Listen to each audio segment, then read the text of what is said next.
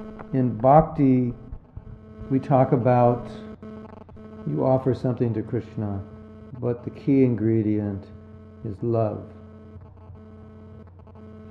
Or when you approach the spiritual master to hear, then you're not supposed to have this attitude, well, I know a lot, and maybe you can tell me something. But you're supposed to have the attitude, well, I'm in ignorance. So now, the process of hearing, you may do it well, you may pay attention, but if your attitude's wrong, then the hearing is not going to have the same effect as if the attitude is correct. And just like I said earlier, if your attitude is wrong in serving someone, you might do the right thing, but it necessarily won't produce the result you want, because people may be unhappy with you because of your attitude. So then you have the example of Arjuna, Krishna speaking to him, and Prabhupada says, now he has the wrong attitude. He's questioning Krishna. And then how can you say this? I don't think this is true. So it's the same way when we chant. The mantra is perfect, but the person who's chanting may not be perfect. In fact, I was just reading in the Shastra that it says you can do devotional service in 3 modes of nature. You can do it in goodness, you can do it in passion, or you can do it in ignorance.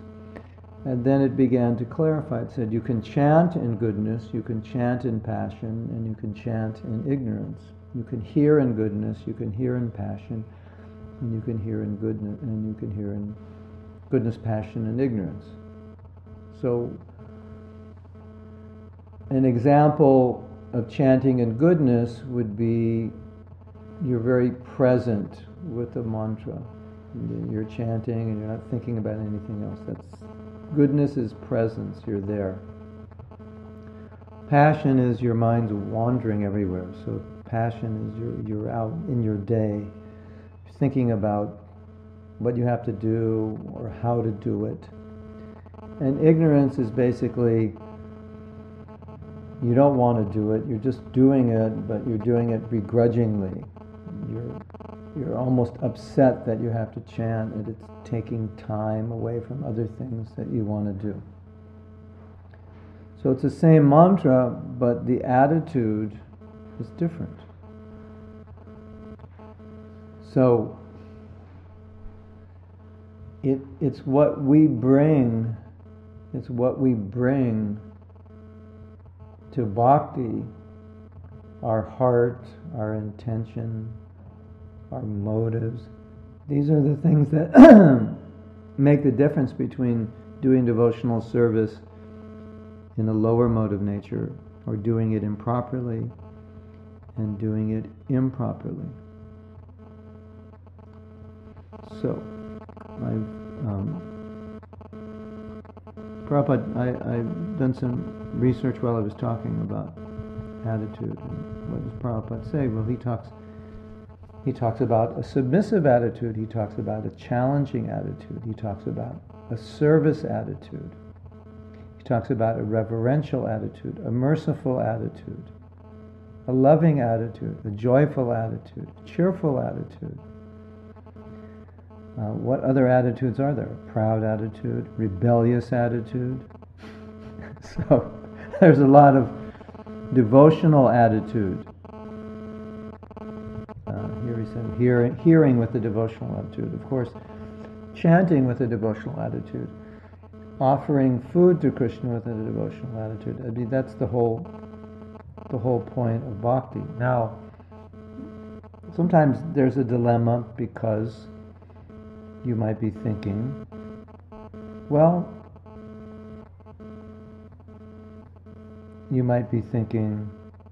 I'm a young devotee, so I don't have, how can I have a devotional attitude? So the way we understand that is there's different levels of devotion, and sometimes the way Prabhupada would define pure devotion is not that, you got into an ignorant mode. That's common. Because we're raised basically in ignorance and passion. And so coming to Krishna consciousness means we're trying to cultivate goodness, and that's not always so natural. And we've there in Sanskrit, the word samskara is there. Samskara means impression. The closest English word would be habit. So we have habits or impressions. And most of those impressions come from passion and ignorance, because modern society is in passion and ignorance. And particularly in modern society, the ignorance is, why put out energy for spiritual life? And the passion is a material success and material accumulation is something tangible and practical and more valuable. And spiritual is not tangible and practical. So we tend to be very motivated materially and not so motivated spiritually. So that's what we're dealing with. At least we know what we're dealing with, and we should be aware of what we're dealing with. And therefore, naturally, the tendency will be towards the mode of ignorance, or the mode of passion, if we don't do something about it. And also, now, when we chant, we could chant in the mode of passion, which would be that while we're chanting, our mind is just absorbed in contemplation. Or in your case, as you say, ignorance, where ignorance manifests as really an extreme amount of distraction. It's a passion, you're distracted, but you're distracted because you're focused on something else. Ignorance is just how should I say, ignorance is kind of a nothingness. It's just, that's an extreme laziness, distraction. You're so distracted, you're not even focused on anything. Okay. So sometimes the mode of ignorance comes as a response to the mode of passion. Like you work so hard in school that you just kind of hit this point where you just want to, what we say in America, zone out. You can understand zone out and just kind of like you just want to sit in front of a television and not think anymore. So that's the mode of ignorance. Just sit in front of a television and stare at it for hours and don't do anything. Don't use your mind, don't use your body. Just sit there, vegetate, become a couch potato, as we say. So then, associating with other students, that can have an effect, because that's something to it's very important to understand the effects of association, because we pick up the modes of other people. It's subconscious. Hare Krishna, Sunil. You're only going to hear me, but you're not going to see me. So we're talking about devotional service in the mode of ignorance, and particularly now we're talking about chanting in the mode of ignorance. And in that, we're trying to analyze, Anna's trying to analyze. And why ignorance is there. And she's coming to the realization that she was associating with a lot of people who were having a negative influence. And now she's saying, I don't like the fact that I liked it. Yeah, that's the paradox. That because we are attracted to the modes of nature, because we like certain things in the modes of nature, but because they have a negative effect on us, we don't like the fact that we like it. So the liking it is just the conditioned stage, it's just the habit. And the not liking it part is the Krishna conscious part, because it's not having a Krishna conscious effect, so we don't. I mean, if you could associate with people and have a Krishna conscious effect, then it would be different. And what I hear you saying is that you have a need for relationship. Not you, we all have a need for relationship. So if there's no devotees, then the need for relationship is there, so there'll be non-devotees who want to have a relationship. And so one of the things that Shastra teaches us, both positively and negatively, is the value or the detrimental effects of associating with non-devotees. So it's a very powerful principle in bhakti. It's one of the main principles. We should associate with devotees. And the reason is because when we associate with devotees, often what we are lacking, others will have, and we'll get it from them, even if we don't make any effort on ourselves. It comes sometimes, qualities, characteristics, or even an altered mentality can come because the other person has that mentality, or they have those qualities or characteristics. And by their association, we get them. Or the examples given, we are like a mirror, so we're reflecting our association. So the association comes to us, and we begin to reflect it, which is good when we associate with devotees, because we'll naturally reflect their qualities, and more importantly, we'll reflect their desires. And that's why it said sadhu sangha is so important, because it strengthens our desire to serve Krishna. Because when we're with other devotees, we see that they want to serve Krishna. Their presence, even just watching them do devotional service, becomes an inspiration for us to do devotional service. But it works the other way around. When we associate with non-devotees, we become inspired to do what they do, and what they do becomes the standard for us. I was just giving a class on Sunday, and a very important point came up, is that in modern society, as opposed to traditional not ancient societies, but older societies, postmodern society versus the more traditional society, modern society looks at success in a very limited way, and it makes people feel bad unless they all achieve a certain kind of success. So what is success in our modern society? Well, if you're a woman, you have to be beautiful and thin. If you're a man, you have to have a big, strong body, handsome and powerful and successful and wealthy, in a good position. Of course, and that's becoming more true for women also. Wealthy, good position. But generally women, if they're married to a man who has that, their ego isn't as strong as the male ego. But in more traditional societies, it was more on the principle of do your duty and do it well. And so maybe your duty is to drive a bullock cart and take people from one place to another. And so you do that well, and you take care of your bullocks, and you take care of your cart, and you deliver people safely, and that's it. It's not that you'll evaluate your success in terms of, upgrading your bullock cart, getting, or maybe even getting a car or whatever. It's just, or getting a new job so you can make more money. The modern ideas, everybody, success is evaluated the same for everybody in terms of how many zeros are on your bank statement, or how much power and influence you have. So then when you associate with non-devotees, because that's how they think, that mode of passion and very wrong way of thinking, which is diametrically opposed to the varnashram understanding of social organization, influences us.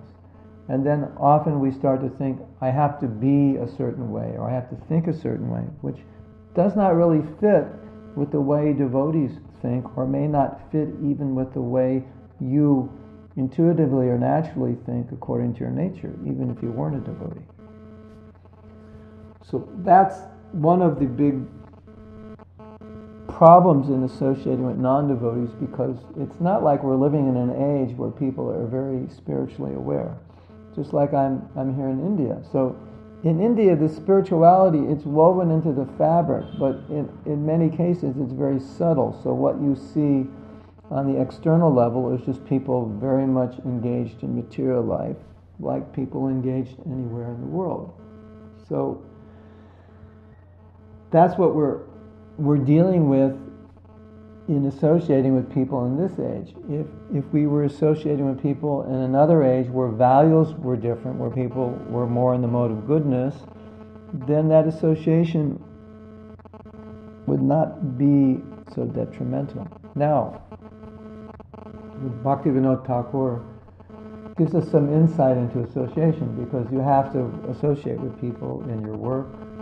You teach, you study, but what Bhaktivinoda Thakur said is that this transmission, this effect, it takes place when there's more intimacy, when you're closer, when you're doing the 6 exchanges of love, which are described in the Nectar of Instruction. The 6 exchanges of love are you open your mind and you listen to other people, open their mind, open their heart to you. You exchange gifts and you exchange food. So he said, when you do that, then you're really taking the association, and then that's when you really get affected by association. So in other words, I mean, in general, you could say the closer you get, the more time you spend, the more you open yourself to those people, the more you'll be influenced by the way they think and the things that they believe. So we just need to apply that to devotee association and keep the association with non-devotees more formal, and try as far as possible to see if in that association your values can go from you to them rather than their values go from them to you. So this brings up, if we go back to our discussion about japa, then it brings up the point that,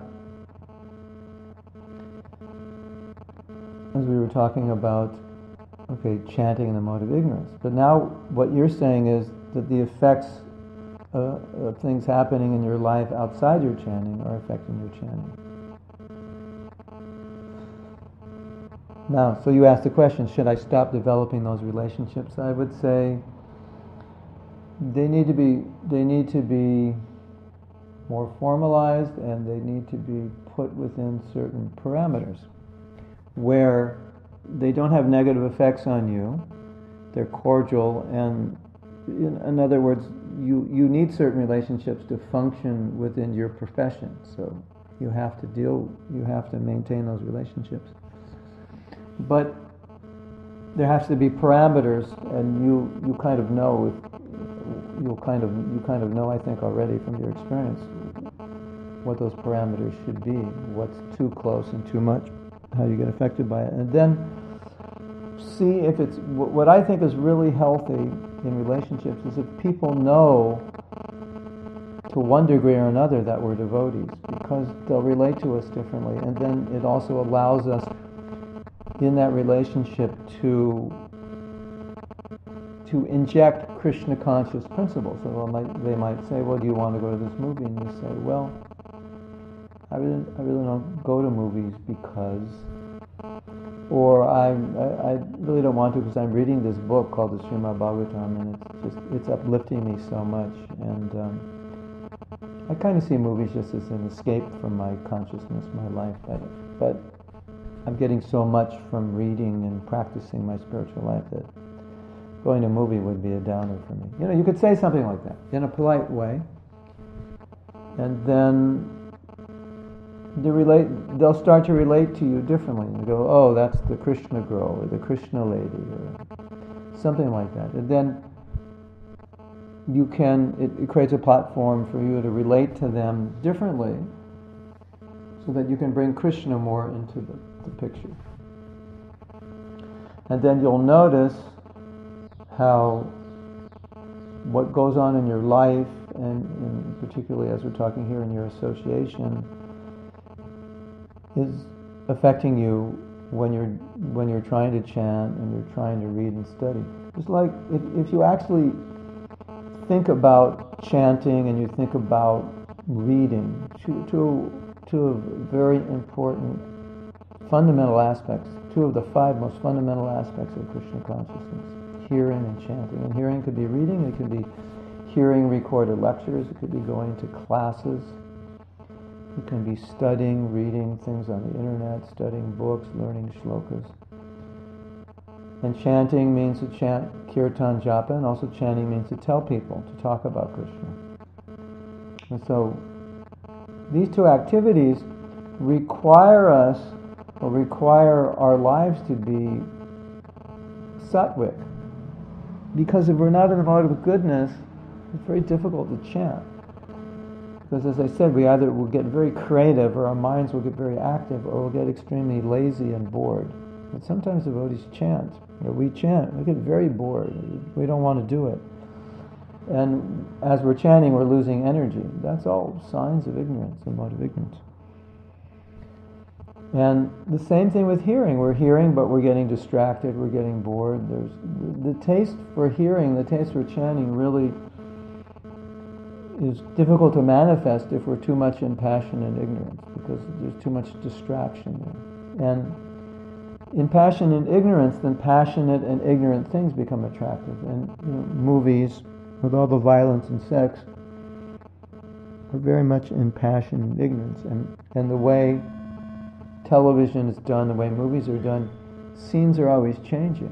Things are happening very quickly. So it's very passionate, and it puts us more into passion. So when we're in ignorance and when we're in passion, things in ignorance and passion become more attractive to us. And when we're in goodness, things in goodness become more attractive to us. And so, of course, the goal is not to be in goodness, but goodness is the best place to be in to execute devotional service, because you can't always just go to the transcendental realm. You can't just jump there. Right? So, goodness is the best platform from which to execute Krishna consciousness.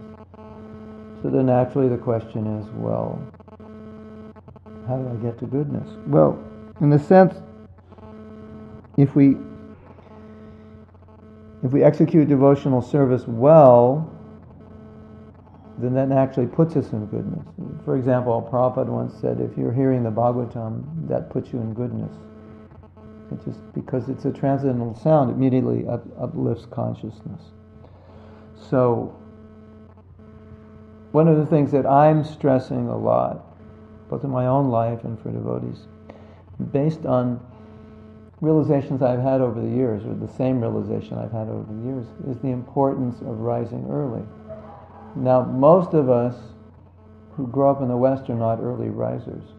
I'm living in Mayapur, and what you notice in Mayapur is the sun sets very early, by 6 o'clock or so now in the winter. It's dark. And so, if you go out on the main road, not by the temple, but I live a little bit away from the temple, so sometimes in the evening, 6:37, I'll go out to the main road to get something, and it's dark, and what you'll notice is nothing's going on. There's practically nobody out there, practically nobody's walking around, practically nobody at the shops. A lot of the shops are closed, like by 7 o'clock, 6:30. Where in the West, things are very active. In places like Hong Kong, they're basically active 24 hours a day. But in most Western countries, things are very active. If you go in big cities in India, big cities anywhere, things are going on, there's a lot of traffic, things are happening. But in the village here, you see when the sun goes down, basically, people wind down, and then if you get up early in the morning, you'll notice that everybody's up. So they kind of go down with the sun and get up with the sun. So the sun rises early there, like 5:15, 5:30, it starts to rise. And so many people are awake. So it's kind of a natural rhythm. If you get out of the city, your body will kind of link with this natural rhythm. So when we live in the cities and the way we think, many of us have tendency to stay up late. Of course, if we stay up late, we get up late. So the problem is that,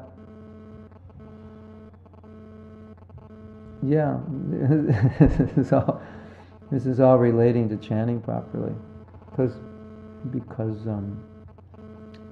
don't chant in a vacuum, because we sit down to chant, but the effects of the entire day will have some influence on us, or a lot of influence on us, depending on how much we allow that influence to affect us.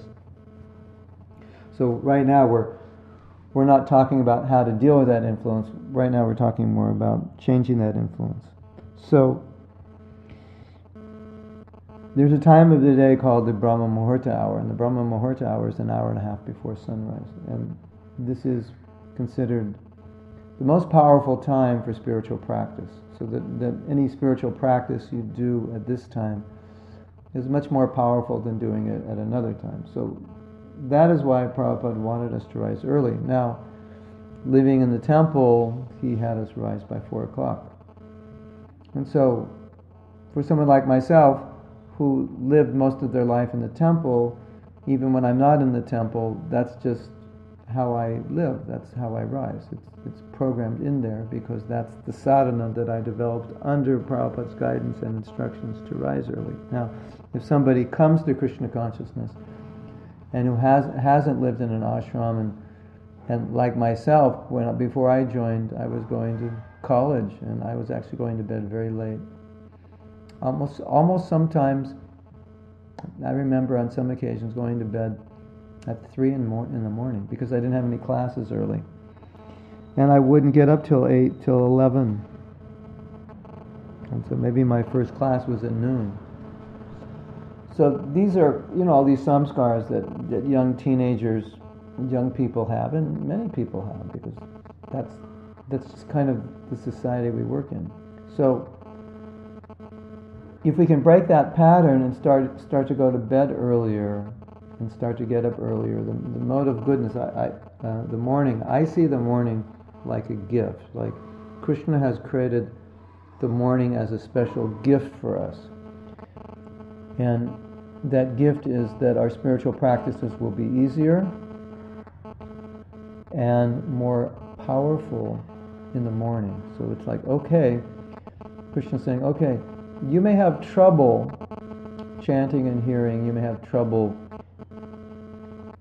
reading, being absorbed in Krishna consciousness as much as you would like to. So I've given you these early morning hours, because if you get up in these early morning hours, you will find it very conducive to hearing and chanting and praying and contemplating on your spiritual life, and therefore you will find it very easy to do, and you will find it very effective. So if we get up late, then we lost that gift. It's kind of like in America, I don't know if you have I don't know, in Holland you even have something like Thanksgiving, but in America they have this holiday called Thanksgiving, which was to celebrate, I think it was the first, when the pilgrims came, it was to celebrate their first harvest and to give thanks. So, because America is really a Vaishya-oriented country and consciousness, they turn holidays into economic opportunities. So Thanksgiving, the day after Thanksgiving, has become the biggest shopping day of the year, I think, or maybe second only to the day before Christmas or something. And so what they do is they have this thing called Black Friday. Thanksgiving's Thursday, then Friday, Black Friday, and they have these sales, and it's like first come, first serve. There's a limited amount of products and really great sales, so people will line up. They'll line up at night to go in and shop, to get there early enough to shop. Crazy, isn't it? I don't even know why I mentioned that. I lost my train of thought. But the train of thought before, maybe I'll remember, or maybe you've already figured it out and you have to tell me, is that the morning hours, even though so much is going on in our life, and we live in this passionate. I think the point was we live in this passionate culture that's so overwhelmed by material values that we forego this opportunity, this gift Krishna gives us, because of the passion and just drive and to do more and do more. And we forgo this wonderful time in the morning where we can make so much advancement. So I like to see it, and I hope you can see it this way also, that the morning is Krishna's special gift to us. I was making the point that somebody gives you a gift and then you don't take advantage of it. Or maybe I was making the point that the people would take advantage of the early morning to go to Walmart. Yeah, that was the point. But there are 2 points. Okay, now my brain's working again. So one thing is somebody gives you a gift and you don't take advantage of it. So that would be getting up late, like getting up late. And Krishna has given us this gift, but we don't take advantage of it. So the gift is the morning, and then we don't take advantage of it. And then the other thing is that people in America are so materialistic that they're willing to wake up early so they can go to Walmart and buy a new computer for $230 that normally costs $400. So they'll get up early to do that. So our anxiousness in Krishna consciousness should get us up early. Or in other words, if we want to be Krishna conscious, it's not just that we desire it, and as we're talking here, having the right attitude. So these things are important. You could say they're fundamental, but there's also a process. So they both work together. It's not, well, I just have the right attitude and I don't do the process, or I just do the process and I don't have the right attitude. They go together. So there's also a process. So there's certain things that help our Krishna consciousness, that empower it. And there's certain things that get in the way. So here we're talking about Sangha, association. It's one very powerful principle. And then we're also talking about sadhana, and sadhana begins early in the morning, and the power of rising early. And if you just understand proper principles of bhakti and execute them, then you feel the result right away, because it's a science. It just works in a certain way. As any science works. If you want to cook, then there's right ways and wrong ways to make preparations, and if you just follow the recipes, which we would call the science, it comes out right. So if you look at bhakti, sadhana bhakti, it's like a recipe, and so we have to know what the recipe is, and this is I feel one of the essential parts of the recipe is to rise early, because what that does is the whole process of rising early puts one in the mode of goodness right from the very beginning of the day, and then it's easier throughout the day to keep that mode of goodness, or to become less affected by the other modes of nature. And it's kind of like an injection also, because if you can rise early and chant some good rounds and read and study, then you've given yourself a good injection of Krishna consciousness. So what happens is, when you get that good injection, when you're out in the world, you'll notice you become less affected by the things that used to affect you. And so it's kind of like you're wearing a warm jacket on a cold day. If you have a jacket that's really warm, I have this thermal, this devotee introduced me to these thermal, I think they're like nylon shirts, but people wear them in cold countries, and I think skiers wear them, and they're very tight on your body, they're very warm. So when I wear this, of course I wear a sweater or jacket over it, but when I wear this on a cold morning in Mayapur, I don't really feel cold. So everyone's saying it's cold, but I don't really feel it. So when we inoculate ourselves early in the morning with proper hearing and chanting, then we go out in the world, and even though the modes are working, we don't feel it so much. So that's important. So now we get back to our chanting. So if we're performing more activities in goodness during the day, we're performing more devotional activities during the day, we're monitoring how we're thinking, trying to monitor our activities. Then when you come back to chant, it's going to be a more inspired experience. So really what we're talking about here is that there are two enemies to japa, which are the mode of passion and the mode of ignorance. And the mode of ignorance, as we said, is I don't want to do it. It's the lethargy.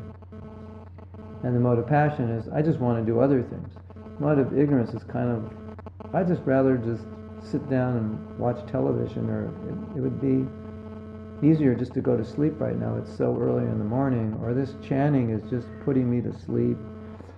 And then pretty soon you fall asleep while you're chanting.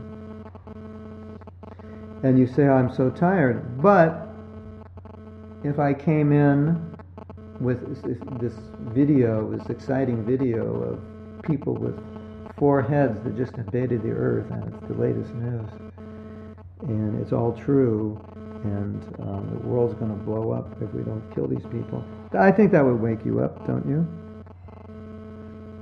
Or if I brought you in a nice cauliflower pakora with coriander chutney on it, you'd wake up. So we understand how ignorance works on us. It's just boring, lazy, I don't want to do this. And then passion is I don't want to do it, but I want to do other things. While I'm chanting, I do other things in my mind. I'm just very creative.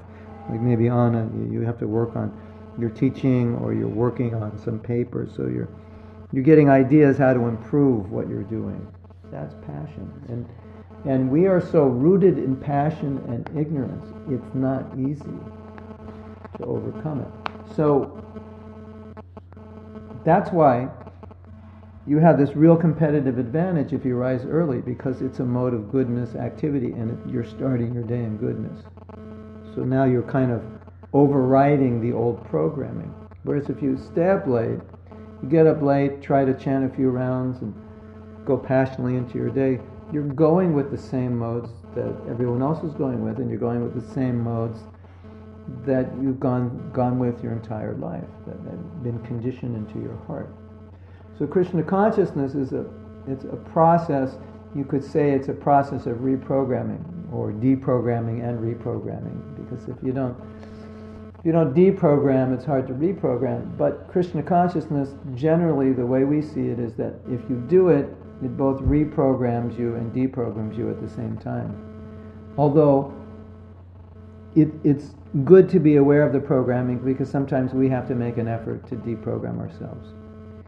But in theory, the positive process will override the negative, but often we have to be aware of the negative so that we can interfere with it consciously and stop ourselves from doing certain things that would not be helpful. So, reprogramming into goodness, into transcendence. Cleanliness, let's look at some activities of goodness. Regulation, cleanliness, self-control. Of course, they all go together, because you can't be clean if you're lazy. So I would say part of cleanliness is being organized. They go together, because if you're dirty, you don't clean up your messes, and if you're disorganized, you're too lazy to put things together.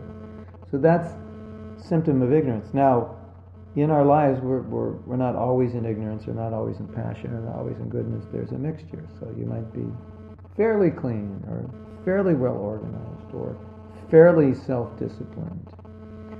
But we want to understand that these are qualities of one in goodness. Cleanliness is important. Cleanliness is next to godliness. Prabhupada asked us to bathe every day. He actually said that you can bathe more than one time a day. Being organized externally is also symptomatic of an organized mind. Being disorganized externally would be symptomatic of a disorganized mind, which means a mind which is influenced by passion or ignorance. Passion and ignorance they overcome us. So they force us to do things that we may, in our sober moments, realize are not good for us or that we shouldn't do.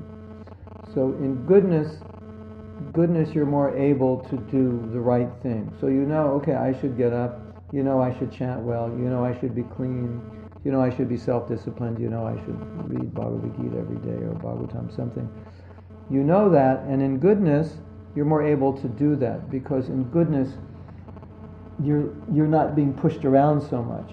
Whereas in passion, we really get pushed around. In ignorance, I'd say we get pushed down. In passion, we could look at it as being pushed around. I want to do this, I want to do that, I want to achieve this, I want to achieve that. Passion. And then you might say, but don't we need passion to accomplish things? We do, but the way Krishna describes passion is that you're accomplishing it for yourself. So it's not bad to want to accomplish it, but goodness is accomplishing it without being attached to being in the center, without being attached to being recognized for it, not be attached to what you're going to get for it. So we do need passion, because if there's no passion, then nothing happens. If you're just in goodness, you'll never get out the door. You'll just sit there and chant all day, which of course could work for some people, but for most of us, we have to feed ourselves and clean ourselves. So we have to do something. So that's where passion comes in. So when we use the word passion, we have to distinguish it between the mode of passion and passion. Passion means, you could say passion means enthusiasm or inspiration. So we should be enthusiastic and inspired. We should be passionate about what we do, but not passionate in the mode of passion, which means I'm doing it just for me. I'm doing it for my own recognition, for my own gratification. You can be very passionate about what you do in the mode of goodness because you're doing it for Krishna. So Krishna becomes the center, and you're doing things in a way that's dharmic. So okay, be passionate, but be dharmic about your passion. Do it in the right way. Don't do it in a way that degrades you. So that's an important aspect of the mode of goodness, where you're doing your duty, where we all have something to do.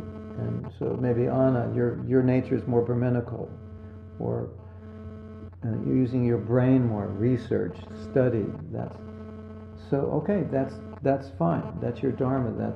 Now how can you do that as a service to Krishna? So one way you can do it is to say whatever you get from it, which basically means you'll either get some money or you'll get some honor. And so you can use the honor because people will respect you, and then you can use that honor to give them some Krishna conscious philosophy or ideas because they now have respect for you. So if you're some big PhD, some big professor somewhere, you write some theses and everyone likes and respects you for it, then you if you're in goodness, you don't think, great, I always wanted to be famous. You think, let me use this fame to glorify Krishna. You got money, let me use this money to live simply and employ it in Krishna's service. So then the passion to be successful is actually not the mode of passion, it's goodness, because you apply proper principles which are working without the desire for material gain, working without further result. Then it's goodness. And then, when you're in goodness, then you become happy working. Because it's not about, I can't wait till I get my 52-inch television. I can't wait till I get my new Toyota.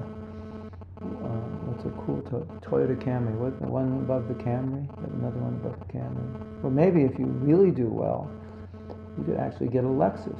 So that's not mode of goodness thinking. Mode of goodness thinking is, what's my dharma? How can I do it to please Krishna? That's the predominant thought. Not what am I going to get from it, but how I can offer the results to Krishna.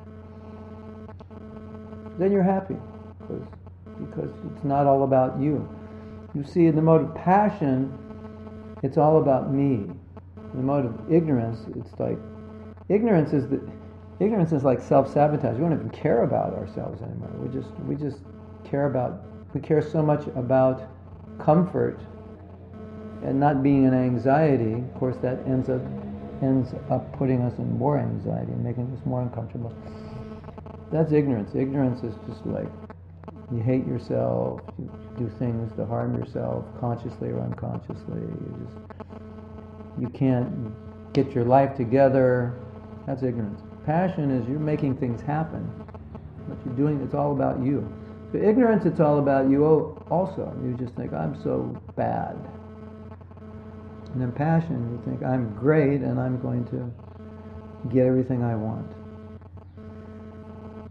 So now, I think it's easy to understand. Now, if we're thinking that way and we sit down to chant, if that's how our life is, and we sit down and chant our rounds, then it's like, oh, I don't want to do this, either because it's boring, too troublesome, which is ignorance, or because I've got so many things to do to get ahead in this world, which is passion. So, do you have any questions about that? That was kind of an interesting analysis of how we end up chanting bad rounds from the modes of nature. But I think it's accurate, and I hope it's helpful. But if you get nothing more from this, other than being able to rise early more consistently, and being able to monitor your actions, so that what you're doing is helping you, then wonderful. And I think another thing is that we have to see how we're being affected by how we're thinking and what we're doing, because that indicates whether we're doing it right or not. So, if we're very upset or we're very agitated, or we find ourselves a little bit overcome by material hankering or lamentation, like, I don't have this, I really want it, she has this, but I don't, and my body's this way, and I wish it were that way, and then we know, okay, that's not Krishna consciousness, we must be doing something wrong. But if we're more satisfied with our lives and our ability to engage our lives some way and connect it to Krishna, then that's good. That means we're doing things well. I think an important point for you, Anna, is this point I was making earlier, where we have this situation in America where we tend to judge success in one way for everybody, and how this affects us, and I think it may have affected you, is that when we grow up, our parents have a standard of success for us. Parents want their children to be doctors and lawyers, right, and rich and so forth. So what often happens, and I sense this may have happened to you, is when we do something that our parents want us to do, we achieve what they wanted us to achieve, like you get the good grades, or you excelled in sports, or whatever you did, ballet, or like if your mother was a ballerina, she wants you to be a ballerina, so if you succeed, then she's happy. If you don't succeed, she's not. So when parents are not aware of how they affect their children, what they'll do is that when their children don't succeed according to what they wanted, they won't approve. They'll withhold approval, and so you feel unapproved, or you feel unloved because they're not acknowledging you, because you only got a certain grade and it wasn't as good as what they wanted, or you didn't achieve in sports or in arts what they expected of you. So then, if they're not good parents, they'll withhold approval. They'll hold affection, and then you feel bad about yourself because you didn't, because the only way you can get the affection is to get their approval, which is to do what they asked. So when we take that out into the world, then now we're trying to be like everybody else who is successful, so we can get everyone else's approval. And so then that creates this like passionate move to get people's approval, to achieve what society tells us is quote unquote success. as opposed to Dharma, which is Dharma is like who you are, who I am, who Sunil is. We're all different, right? And so we all have a different nature. So I can't be like Sunil, or like Anna, you probably have a scientific brain. So when I was in high school, when it came to my science class, I zoned out. I hated it. I just hated science. No sound. Try reboot, or just wait a minute and then you'll get the sound.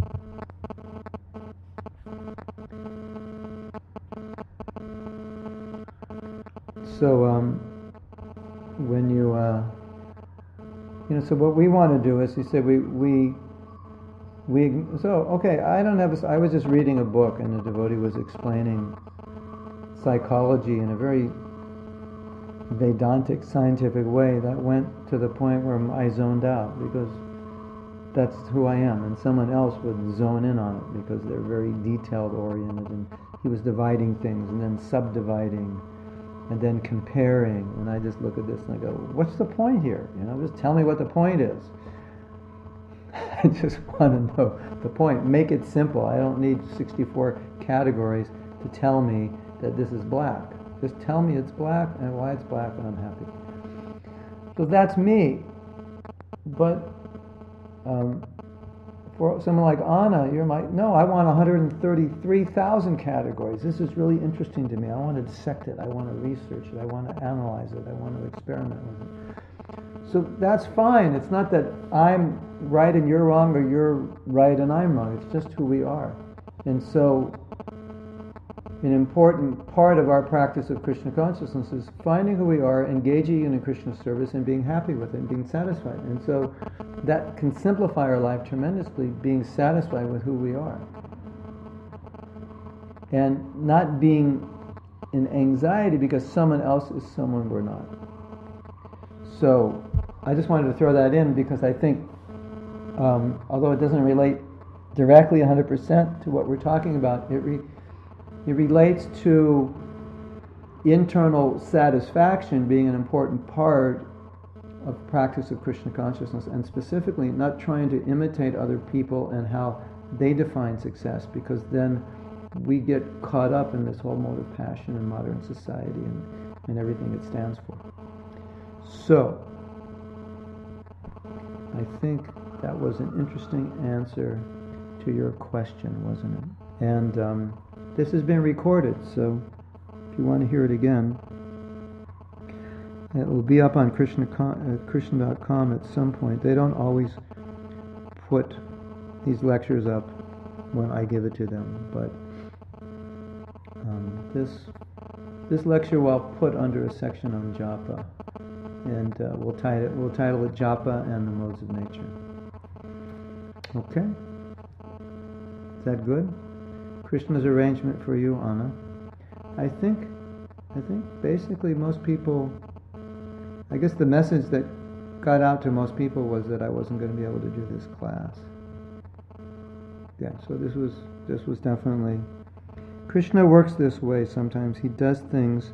It must be that your desire to go further in Krishna consciousness was erupting in some subconsciously or consciously, and so Krishna decided that he would arrange that we could direct this class just for you.